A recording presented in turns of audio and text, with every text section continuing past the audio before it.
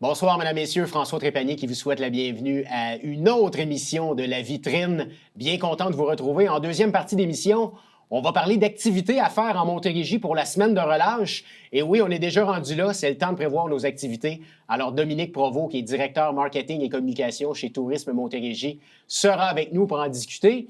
Et en première partie d'émission, bien content de parler du marché immobilier dans le Haut-Richelieu avec un courtier qui vient tout juste de se distinguer également au Québec. Alexandre Desrochers, qui est courtier propriétaire chez Royal Lepage Excellence, est avec nous. Salut Alexandre. Salut François. Merci d'avoir accepté l'invitation. Bien, merci pour la belle vitrine. Ben écoute, ça fait plaisir. Merci pour le jeu de mots.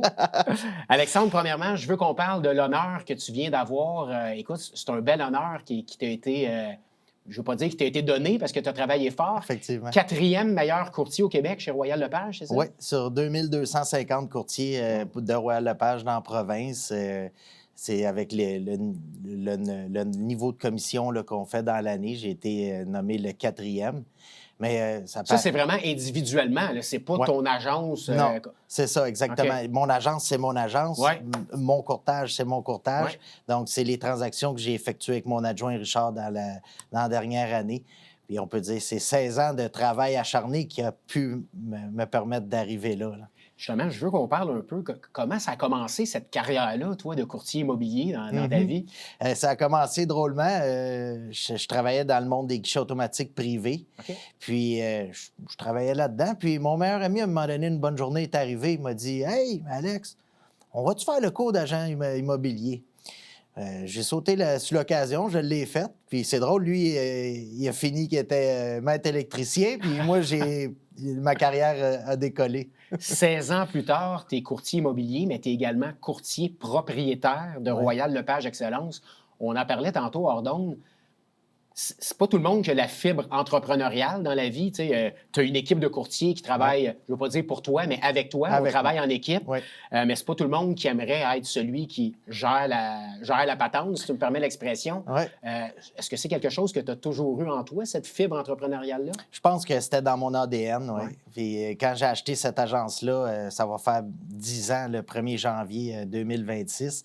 C'était une petite agence. Il y avait à peu près 12 courtiers.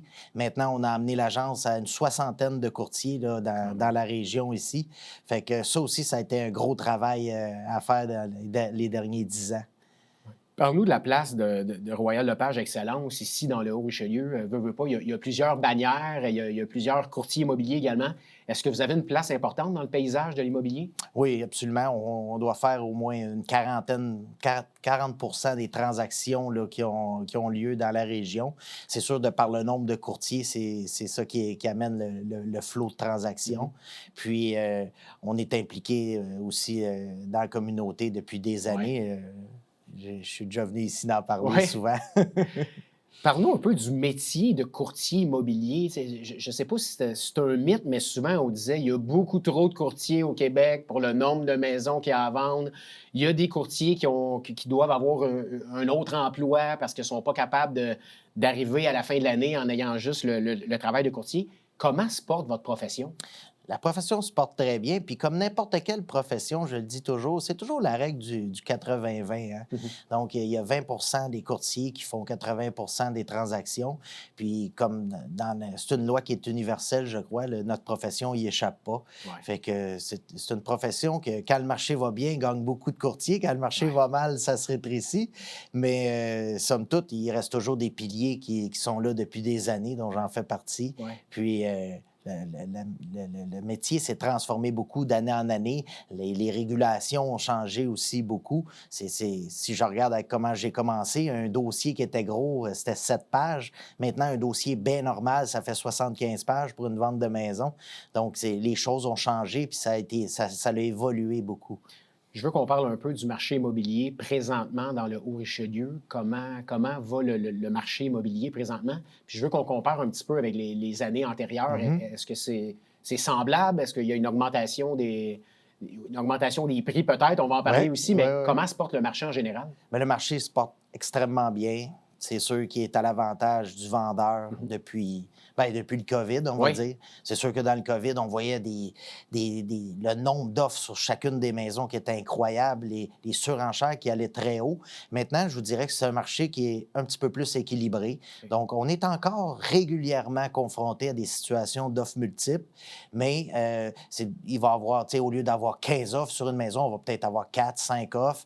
Ça va aller en surenchère aussi, mais d'une moindre mesure que ce qu'on a connu dans le COVID. Donc, c'est un marché qui a énormément de vigueur, qui est à l'avantage du vendeur, comme je l'ai dit tantôt, mais qui laisse quand même place un petit peu plus à l'acheteur d'ouvrir son jeu.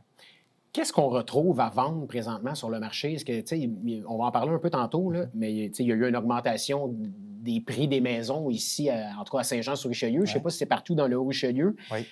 Est-ce que des premiers acheteurs, est-ce que c'est encore accessible la propriété? Est-ce qu'il y a des maisons?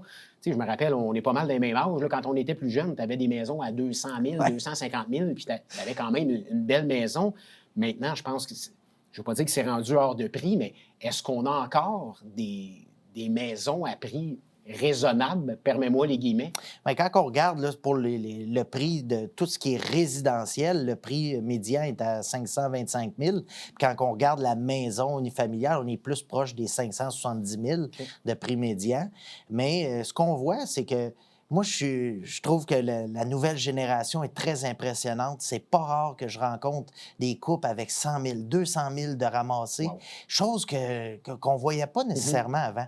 Bien sûr, il y a des gens qui s'aident aussi avec la famille, donc le père ou la mère, ou peu importe. Ça, on en a entendu parler beaucoup dans le temps du COVID, quand les gens cherchaient des propriétés, puis on dirait que ça a fait peut-être réaliser, corrige-moi si je me trompe, que souvent les membres de la famille vont dire, bien écoute, tant qu'à te le donner quand je serai plus là, j'aime mieux que tu puisses en profiter tout de suite puis t'acheter une propriété. Est-ce qu'on le voit encore? Oui, le vieil adage, le coffre-fort ne suivra pas le corbillard. Ah ben, on le voit de plus en plus. Il y a des parents qui ouvrent les cordons de leur bourse pour justement donner accès à la propriété à la nouvelle génération. On en a d'autres qui choisissent un immeuble qui a 2, 3 appartements, donc ça l'amène un revenu, c'est plus abordable. Puis il y en a d'autres, comme je dis, qui ont une belle somme économisée. C'est impressionnant.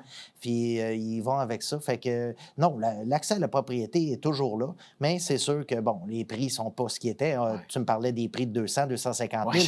On a à peine un terrain pour ça maintenant, mais bon, c'est le marché, hein? C'est seulement ça. Je veux qu'on parle de l'augmentation de la valeur des maisons, surtout ici à Saint-Jean-sur-Richelieu. Tout le monde a reçu son compte de taxes et on a vu l'évaluation municipale, écoute, qui a bondi beaucoup.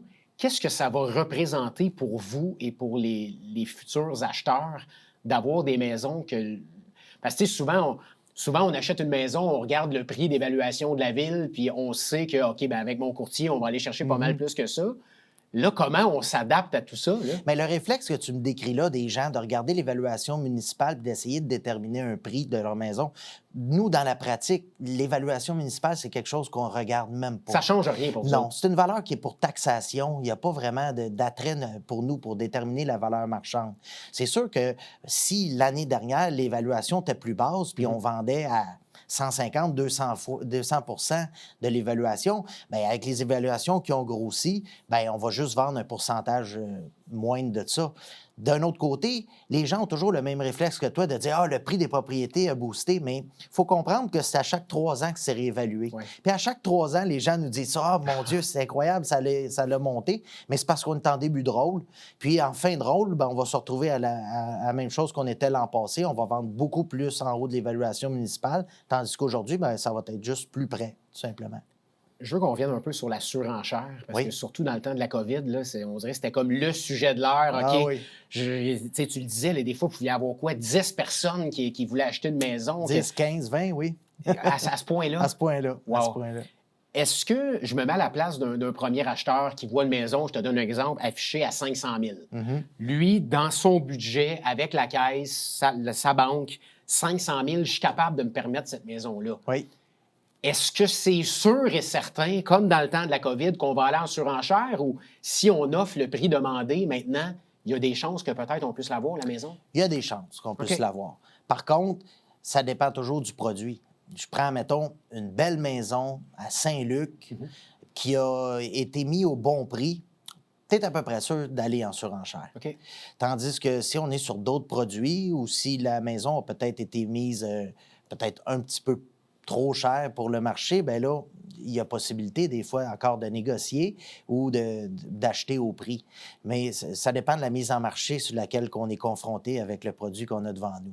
Quelqu'un qui regarde l'émission, qui cherche présentement une maison, qui a un budget préétabli, parlons un petit peu des secteurs ici à Saint-Jean-sur-Richelieu. Est-ce qu'il y a des secteurs qui sont moins dispendieux que les autres? Et à l'inverse, quel secteur est vraiment le plus cossu, si on veut, pour le prix? Bien, évidemment, tout ce qui est Saint-Luc, tout ce qui est près de... Plus qu'on se L'île rapproche de Sainte-Thérèse. Montréal, l'île Sainte-Thérèse, les Mille-Roches, si on regarde du côté d'Iberville, Ouais. c'est tous des quartiers qu'on va dire qui sont plus prisés. Au niveau des prix, je ne te dirais pas qu'il va y avoir une grande disparité au travers de la ville.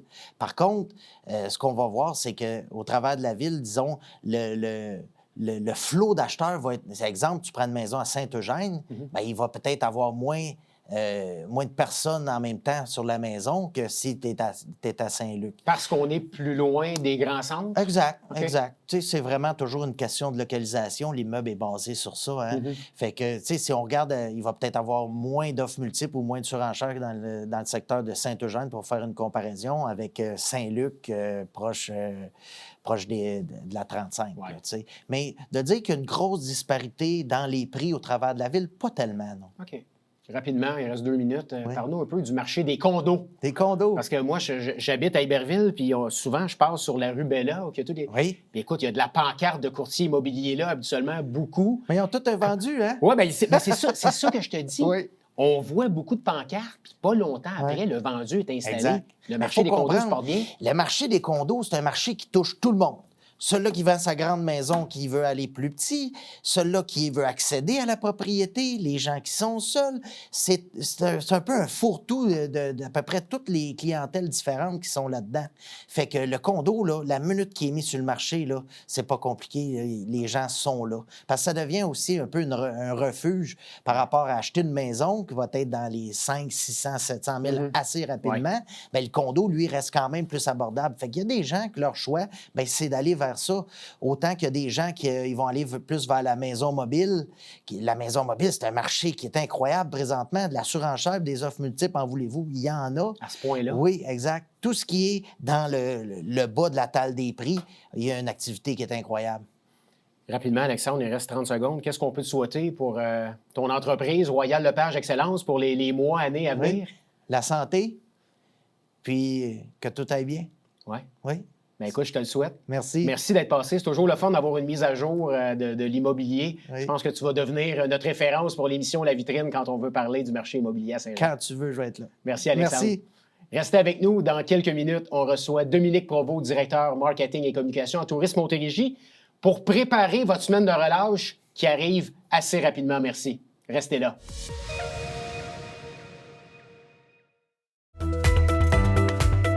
Ici Mario Tremblay. Je vous donne rendez-vous à la tribune TVHR, votre émission d'affaires publiques présentée les mardis, mercredis et vendredis à compter de 17h. C'est un rendez-vous.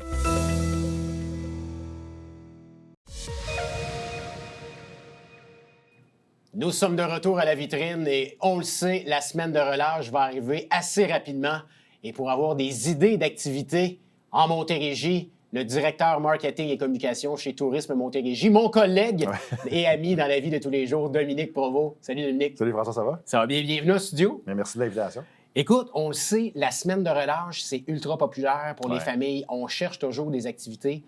Parle-nous un petit peu de l'impact de la semaine de relâche pour des entreprises touristiques ici en Montérégie. Bien, tu sais, c'est sûr que de un, le bassin de population dans Montérégie fait qu'il y a beaucoup de familles chez nous. Fait que c'est sûr que dans ce temps-là, ça veut dire qu'il y a beaucoup d'activités qui sont recherchées. Les gens, tu sais, oui, on sait qu'il y a des camps de jour qui existent, mais il y a quand même des gens qui recherchent des activités, qui vont prendre des vacances aussi pour passer du temps avec leurs enfants pendant ce temps-là.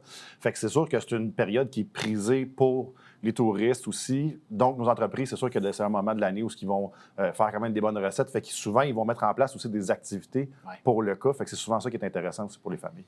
Je veux qu'on parle un peu de la région de la Montérégie. Tu sais, on se plaît à dire, nous, on n'a pas de Mont-Tremblant, on n'a pas de Rocher-Percé. Écoute, on a le Mont-Rigaud et le Mont-Saint-Bruno pour faire du ski. Mais c'est vraiment la diversité des activités, notre terrain de jeu qui attire les gens de partout. Hein? Oui, parce qu'on a vraiment pour tous les goûts. Puis, tu sais, même au niveau des sports, mettons, le ski, la randonnée, tout ça, même si nos montagnes ont peut-être moins d'envergure, c'est super le fun pour l'initiation. Fait que, tu sais, c'est ça. Fait que souvent, on aime ça parce que les gens peuvent commencer sur nos montagnes, développent le plaisir, puis après ça, ils peuvent aller explorer le reste du Québec. Mais c'est sûr que la diversité, autant des activités intérieures, surtout, ça, c'est le fun parce que, tu sais, on le sait, la météo, là, c'est souvent imprévisible. Fait que c'est l'avantage qu'on a dans notre région, c'est qu'il y a beaucoup de choses à faire à l'intérieur, puis à l'extérieur, tout partout sur le territoire. Puis, tu sais, on le sait, là, souvent, les gens ne prennent pas la carte de la Montérégie pour regarder où ça commence et où ça finit. Mais c'est un gros territoire, puis ça vaut la peine de l'explorer parce qu'il y a vraiment beaucoup de choses à faire dans tous les sens, si on veut du divertissement, si on veut des plaisirs gourmands, il y a vraiment beaucoup de choses à faire pendant ce temps-là, mais du reste de l'année aussi, là. Tes directeurs marketing, c'est toi qui coordonnes nos campagnes marketing, où est-ce qu'on va annoncer cette année, où on va aller. Est-ce que la semaine de relâche, on a besoin de promouvoir ça pour une association touristique régionale où ça va de soi, on le sait qu'il va y avoir des gens? En fait, ça dépend parce que, tu sais, nous, la manière que notre région est faite, c'est sûr que c'est beaucoup de la clientèle de proximité qui vont consommer majoritairement les produits touristiques. Fait que dans ce sens-là, nous, c'est sûr qu'il y a beaucoup d'autres régions, puis on le sait, on parle souvent avec nos collègues d'autres régions qui viennent faire de la publicité chez nous parce qu'ils veulent attirer ces gens-là chez eux pendant la semaine de relâche. Nous, ce qu'il faut faire, c'est rendre l'information disponible. C'est surtout ça parce qu'on sait que les gens, ils vont vouloir chercher des activités. Fait que justement, des occasions comme ce matin qu'on a, c'est ça qui est le fun aussi, c'est de pouvoir mettre un peu à la lumière les activités que les gens peuvent découvrir par eux-mêmes sans nécessairement passer par des grosses campagnes publicitaires où on va mettre des gros budgets parce que c'est sûr que ça coûte cher aussi pendant ce temps-là. Les annonceurs le savent. Là. Fait que c'est ça. On travaille plus de cette façon-là. On rend l'information disponible. On va donner des idées d'activités aux gens dans quelques instants, mais je veux qu'on parle un peu de l'importance de l'hiver également à Montérégie parce qu'on dirait que c'est un mythe. On pense que les gens viennent à Montérégie seulement l'été. Quand on prend des vacances, on vient visiter de la famille, on vient à Montérégie, mais les activités touristiques en Montérégie en hiver, c'est un pourcentage très important pour la visite de la clientèle. Oui, puis tu sais, c'est sûr qu'il y a des années où on reçoit, je pense à l'hiver dernier, on a reçu un petit peu moins de neige, fait que les gens naturellement pensaient que c'était moins actif, mais c'est pas vrai parce qu'il y avait plein de choses à faire. Tu sais, si on pense par exemple au vélo à roues surdimensionnées, le fat bike, qu'il y a de la neige ou qu'il n'y a pas de neige, on peut en faire aussi. Fait que c'est sûr que nous, l'avantage qu'on a aussi, c'est que vu qu'il y a beaucoup de gens sur le territoire, les entreprises sont ouvertes. Fait que le lundi, le mardi, le mercredi, il y a toujours des choses à faire. Fait que la saison hivernale, c'est vraiment important pour l'ensemble de l'industrie touristique montérégienne. Et puis ça fait en sorte aussi que justement la diversité reste vivante à l'année. Ça fait en sorte qu'il y a des entreprises qui vont mettre des trucs spéciaux de l'avant pour ce cadre-là. Fait que l'hiver, c'est hyper important pour l'ensemble de la région. Puis ça fait en sorte qu'on connecte aussi des pôles touristiques des fois qui, l'été, sont peut-être un petit peu moins fréquentés. Bien, l'hiver, ils vont avoir vraiment des choses vraiment le fun à faire. Fait que c'est sûr que ça vaut la peine d'ouvrir l'hiver à Montérégie. Je veux qu'on parle rapidement de l'importance de l'agrotourisme en Montérégie, les entreprises agrotouristiques qui accueillent que ce soit des vignobles, des cidreries, des fromageries, des chocolateries. On n'a pas peur de le dire, on est le garde-manger du Québec. Absolument. Ici, en Montérégie, on a beaucoup de producteurs et même pendant l'hiver, les gens peuvent aller déguster un cidre chez Michel Jaudoin, aller chez Coteau-Rougemont. C'est une activité que peut-être on n'aura pas le réflexe d'aller, surtout en couple. Des fois, on se demande peut-être quoi faire.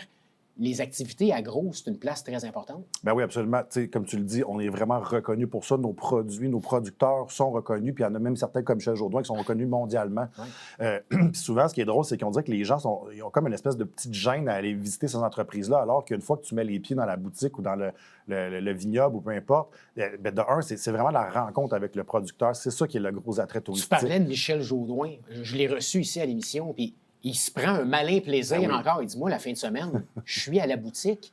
Puis écoute, c'est comme une rock star. Il signe des bouteilles. Les gens sont impressionnés de... Le nom Michel Jaudoin résonne, tu le dis même au niveau international, d'avoir le producteur, le cidriculteur qui t'accueille, qui te fait faire la visite. C'est une belle expérience. Je pense que l'exemple de Michel Jaudoin est excellent parce que lui, comme tu le dis, il est reconnu, la notoriété de sa marque est faite. Fait que lui, là, je pense que c'est même le meilleur moment pour le rencontrer parce que lui, il est là juste pour le plaisir maintenant. Il a passé les rênes à une nouvelle génération qui développe en plus des nouveaux produits. C'est un faux retraité. C'est ça. Mais là, ça devient un ambassadeur vraiment de son produit, mais aussi de l'agrotourisme en Montérégie. Puis c'est ça, nous autres aussi, on l'a rencontré la semaine dernière. Puis la passion qu'il te transmet, les histoires qu'il te raconte, les histoires de sa famille, comment c'est vraiment quelque quelque chose d'hyper intéressant. Fait que c'est sûr que ça vaut la peine. Les gens, déjeunez-vous, allez voir. Des fois, juste prendre un coup de fil pour s'assurer qu'il y a de la disponibilité, mais ça vaut la peine d'aller le faire. Puis même à la limite, c'est ça que j'avais dit tantôt, c'est que, on dirait qu'on pense souvent à l'agro-tourisme en couple, entre amis, pour les adultes, mais il y a plein de choses à faire aussi avec des enfants qui vont aimer aussi. Qu'est-ce qu'on peut faire justement au niveau de l'agro? Bien, il y a l'exemple qui me vient en tête, c'est la Petite Grange du côté de Valleyfield. C'est une chocolaterie, une boulangerie. Pâtisserie artisanale. Pâtisserie artisanale, vraiment. Puis tous les gens de ce coin-là connaissent très bien cette entreprise-là. Mais depuis 2 ans, ils ont ouvert un musée du chocolat. C'est vraiment le fun. L'exposition est interactive avec les enfants. Il y a plein de choses à faire. Puis quand je dis interactive, il y a même des trucs 3D. Fait que ça rend ça vraiment vivant. Ça capte un peu l'attention de nos jeunes qui, des fois, s'il n'y a pas d'écran, ne sont pas tout le temps... Oui, Puis, tu finis ça avec une dégustation de chocolat. Là, on s'entend que... Il y a pire comme activité. Peut-être juste prévoir une petite activité extérieure après pour faire dépenser l'énergie aux enfants. Là. Fait que c'est le genre de trucs qui peuvent vraiment être cool pour toute la famille. Ça. Je veux qu'on parle d'un endroit ici dans la région, écoute, qui est sur notre territoire de télévision du Richelieu, qui n'a plus besoin de présentation, c'est la ferme Guyon. Ouais. Tu sais, on parle de l'importance des produits locaux. Mm-hmm. Écoute, la majorité des produits qu'on fabrique en Montérégie, qu'on produit, sont accessibles à la ferme Guyon. Ouais. Pendant la semaine de relâche, la ferme pédagogique va être ouverte. Les gens... C'est une belle expérience aussi. Tu sais, tu parles de famille, là. Ah oui, puis tu sais, je veux dire, on s'entend dans l'air du temps avec ça aussi. Là, c'est 95 des produits qui se vendent à la ferme qui sont des produits québécois qu'on peut découvrir, que ça vaut la peine. Mais tu sais, en plus, avec la famille, c'est ça, durant ce temps-là, ils ont des ateliers, tu sais, au niveau des oiseaux de proie, il y a des trucs comme ça. Fait qu'à tous les jours, je pense que c'est à 13h et 14h. Je les ai ici devant moi, Dominique, lundi, mardi, mercredi, jeudi, vendredi et les week-ends. Histoire des animaux de la ferme à la découverte des oiseaux de proie. Le mardi, de la vache au beurre. Ouais. Ça, on va apprendre comment on fabrique. Puis ça ramène un peu, des fois, là, avec la connexion avec notre histoire, notre patrimoine. Fait que ça, c'est vraiment une belle activité. Du blé au pain. Ouais, on va apprendre également comment on fabrique le pain. Puis, tu sais, Sébastien Dion se plaît à dire les gens, les enfants sont tellement. On se demande comment est fabriqué, comment. Ouais. Bien, on va offrir ça à la ferme Guyon durant la semaine de relâche. Alors, on invite les gens à aller... Absolument. Puis, c'est pas pour rien qu'ils ont remporté le prix du public au gala touristique de la Montérégie. C'est parce que les gens aiment cette entreprise-là, se reconnaissent là-dedans, puis ils adorent les activités qui sont proposées, puis surtout pendant le temps de la semaine de relâche, c'est super le fun. Je veux qu'on parle d'un endroit que peut-être qu'on n'aurait pas le réflexe d'aller visiter, la centrale hydroélectrique de Beauharnois. Ouais. Écoute, qui est la 5e centrale en importance au Québec et l'une des plus grandes au monde. Mm-hmm. On peut aller visiter ça. Puis honnêtement, là, on préparait les sujets aussi pour notre entretien ce matin. Moi, c'est une petite anecdote, mais quand j'étais jeune, j'ai grandi à Montréal, puis dans un cadre d'un camp de jour, j'étais allé visiter la centrale. C'est quelque chose que je me rappelle encore aujourd'hui, à quel point que c'est impressionnant. Puis on s'entend pour monsieur, madame, tout le monde, ça peut être la chose la plus excitante, mais une fois qu'on met les pieds, on comprend l'ampleur de tout ça. Aller voir les turbines, honnêtement, c'est vraiment super le fun. Puis il y a des guides qui sont là aussi. Ça, je me disais, on est pris en charge par un guide. Absolument. Puis c'est impressionnant. Là, c'est 1 kilomètre de long, la centrale électrique. Là, c'est vraiment super le fun comme activité. Écoute, ça a été conçu dans les années 1930, puis c'est la même architecture qui est là. Donc, même pour les amateurs de patrimoine, exactement. On va être servi. Pour les parents aussi, juste voir, comme tu dis, l'architecture, du côté gigantesque de la place, c'est vraiment super impressionnant. Dans ce coin-là, Salaberry de Valleyfield, le musée de Société des Deux-Rives, où on va plonger dans l'histoire du textile au Québec. On sait l'importance du textile dans le coin de Salaberry de Valleyfield, plus de 180 ans d'histoire, avec Moco, l'étoffe d'une ville. Belle exposition. Absolument. Ce qui est vraiment le fun, c'est que tu comprends aussi à quel point ça a façonné un peu le sud du Québec, cette industrie-là, à quel point le coin de Valleyfield était névralgique pour tout le côté commerce, mais ça se fait de façon interactive puis ludique. C'est ça aussi qui est intéressant, c'est qu'on se plonge un peu dans l'histoire. Peut-être pour les plus grands enfants, ça va être vraiment plus impressionnant parce qu'ils ont déjà commencé à avoir des notions d'histoire à l'école, mais c'est super le fun. Puis ce qui est aussi agréable de ce coin-là, on a parlé de la centrale, on parle de ça, on a parlé de la petite grange. Il y a beaucoup de choses à faire aussi. Fait que c'est une visite dans un musée, mais qu'on peut conjuguer après ça avec on peut aller au restaurant, on peut même aller à l'hôtel Moco. Là, ils ont rénové l'hôtel, une super belle chambre. Il y a Flotel aussi qui est à la baie de Saint-François, qui est accessible l'hiver aussi. Puis j'ai même regardé ce matin, puis c'est encore disponible. Il y a encore des unités disponibles pour la semaine de relâche. Ouais, fait que si jamais les gens s'intéressent de vivre une expérience agréable, ça brasse moins aussi un peu que l'été, parce que l'été, on s'entend que la vague, l'hiver, c'est calme. Fait que c'est super le fun. Tu te lèves le matin, tu as la baie devant toi. Fait que ça peut être le fun. Puis il y a beaucoup d'activités extérieures qui sont disponibles dans ce coin-là aussi. Fait que... Très rapidement, je veux qu'on parle du pôle de la Rive-Sud, Brossard. Hein, tu sais, qu'on pense à B-Fly, à Clip and Climb, à Oasis Surf. Il y en a vraiment beaucoup ici à proximité du Haut-Richelieu, là, où on peut aller s'amuser. Absolument. Puis ça, je pense que c'est un réflexe quand même. Les gens, là, ils savent qu'il y a quand même une belle diversité, mais des fois, on dirait qu'on ne prend pas le temps de justement aller voir. Puis, souvent, on a le réflexe de vouloir aller ailleurs, tu le sais. Exactement. On est bien servi, là. Fait que, tu sais, B-Fly, pour les plus jeunes, c'est vraiment une belle activité. Moi, je suis allé avec mes deux filles, puis honnêtement, c'est ça. Tu rentres là-dedans dans la volière, puis c'est impressionnant. Les yeux des enfants, comment ils s'illuminent. Après ça, on va dépenser un peu d'énergie dans les modules de jeu. Fait que c'est super agréable. Pour les plus grands, mais justement, du côté de Clip and Climb.